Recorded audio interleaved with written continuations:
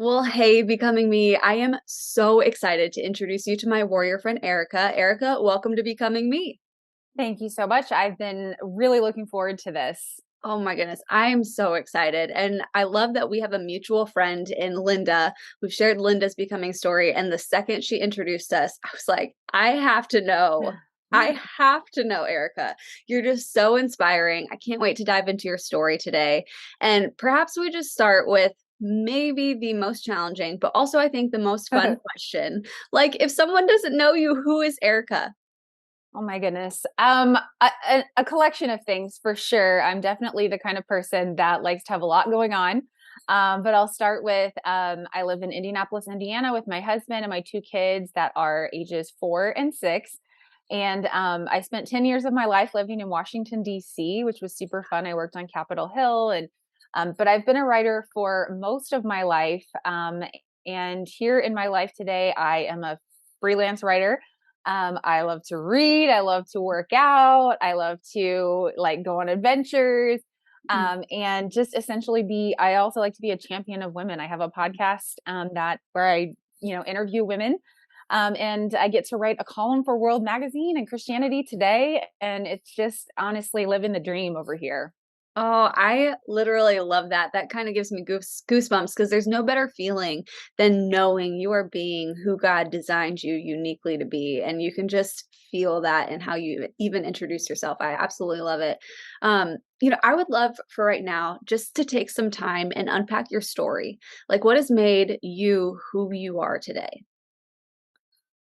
Oh man, there's so much that goes into that, but I guess I would start by saying, my parents. Am so fortunate to have grown up with two awesome parents. That they're both very different, and they've given me different strengths and contributed so much to my life in terms of giving me that solid foundation, but also just the inspiration and the belief in myself to do all the things that I've been able to do.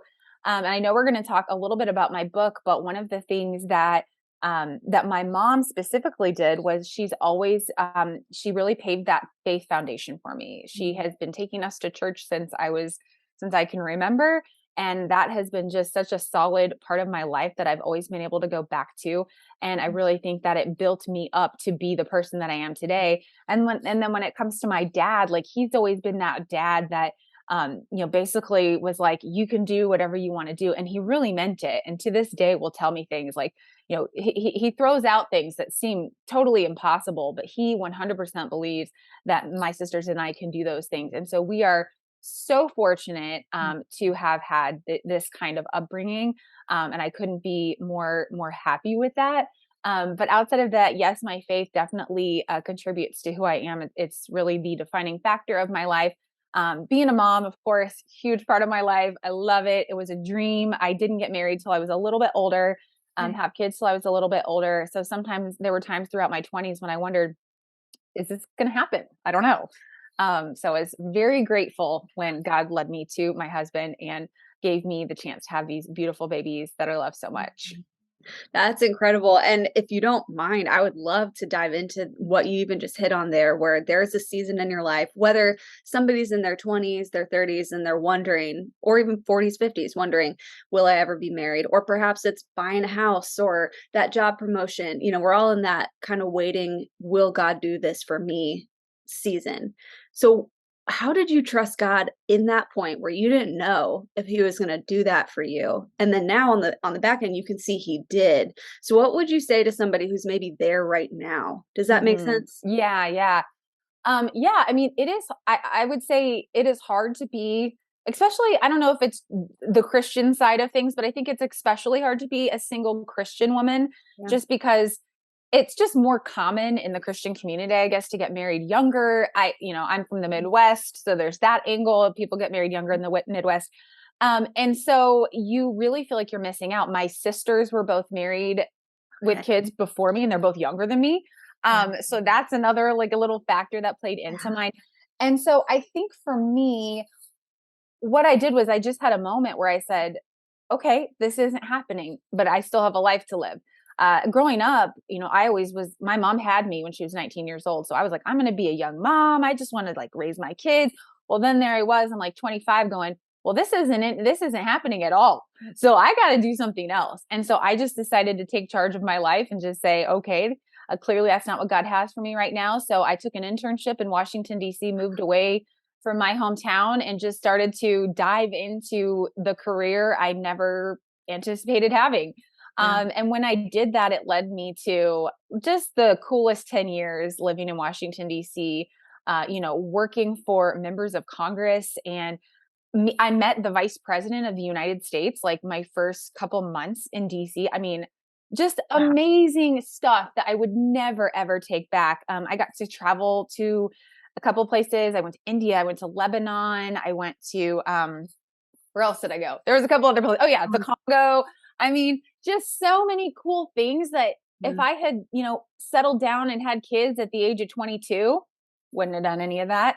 And there's Yeah. nothing wrong with that, but Right. it's not the plan God had for me. And so I would encourage anyone that's sort of in that place to just be like, you can still keep it in the back of your mind. I never stopped wanting that. Yeah. But I just continued to kind of look ahead and just see what was there and just take steps forward and be proactive with whatever was in front of me.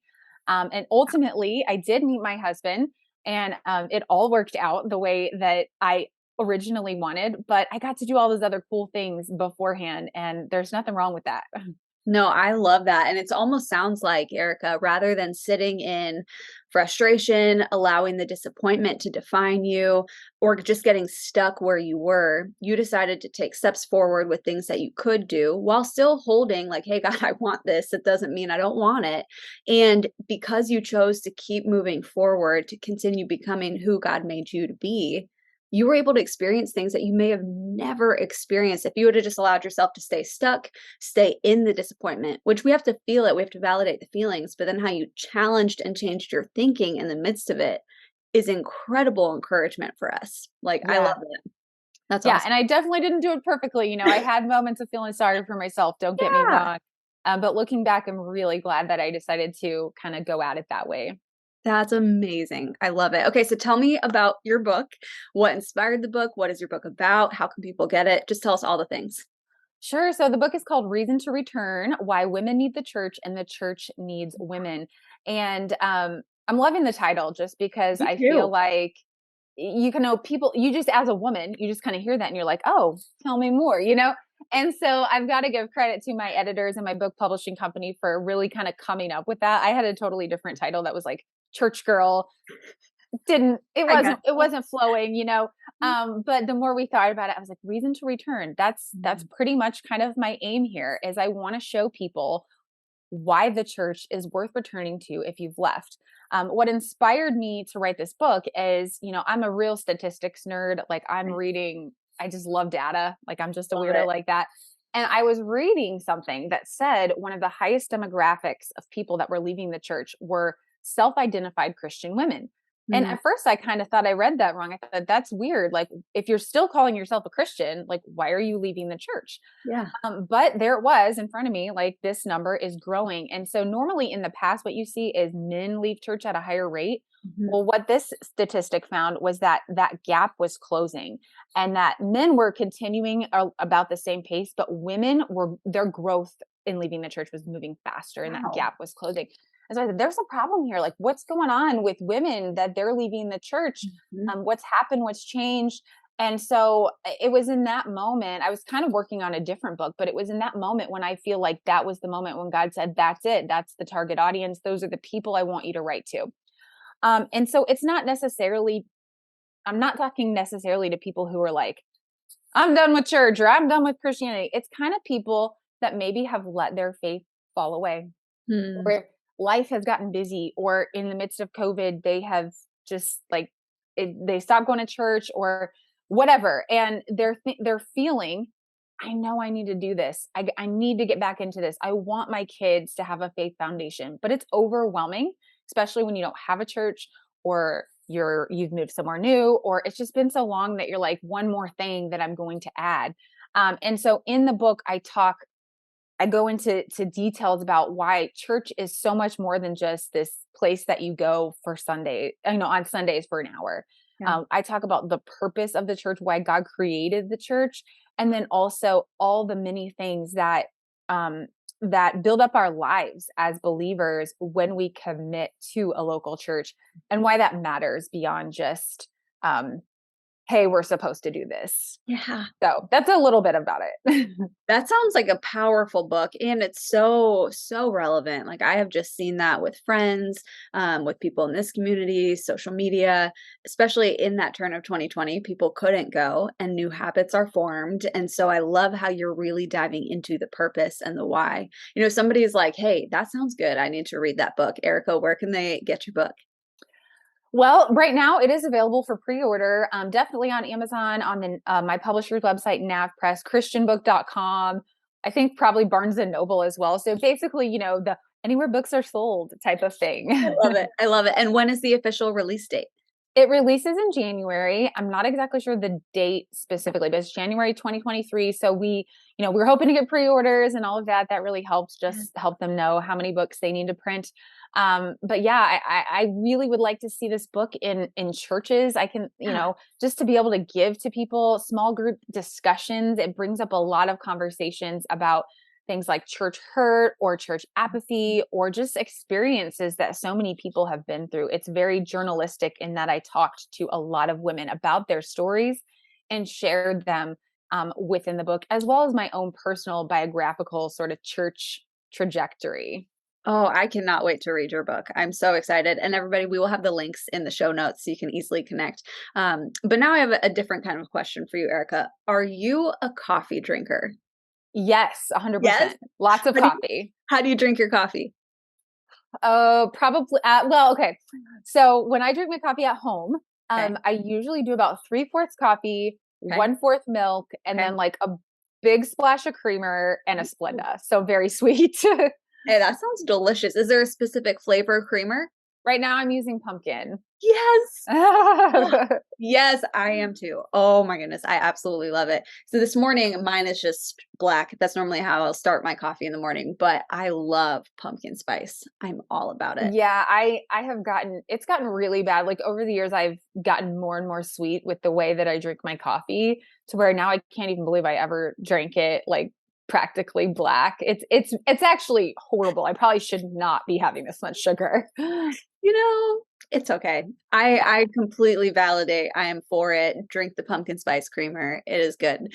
So if you were having a PSL, pumpkin spice latte, with someone else on their own becoming journey, you guys are talking, chatting, what would you say to encourage them? Let me think here. What would I say to encourage them? I would say, so this is sort of a mantra that and this can go for almost anything, but it's something that I really live by and I think has served me well. And it's this: done is better than perfect.